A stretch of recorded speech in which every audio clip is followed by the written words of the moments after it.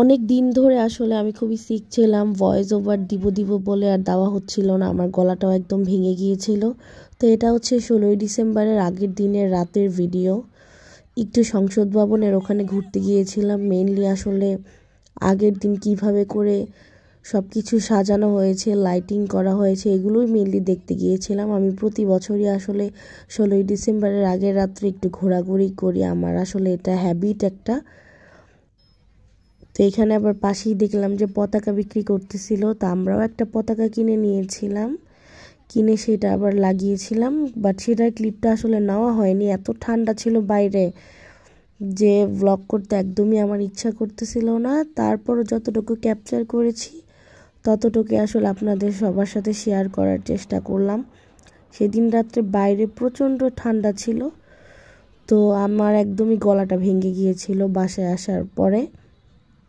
আর এখানে অলমোস্ট সংসদ ভবনের আশেপাশের সব জায়গাতেই কিন্তু লাইটিং করেছিল বিজয় দিবস উপলক্ষে।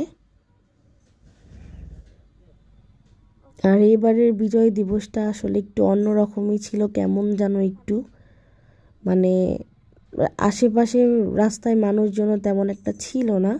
আর যারাই এসেছিল তারাই হচ্ছে সংসদ ভবনের এখানে অনেক দূর থেকে গাড়ি দিয়ে বা কোনো ট্রান্সপোর্ট নিয়ে তারা এসেছিল। তো পাশেই একটা মোমো কার্ট ছিল, ঠান্ডার ভিতরে গরম গরম মোমো খেতে অনেক ভালো লাগতেছিল।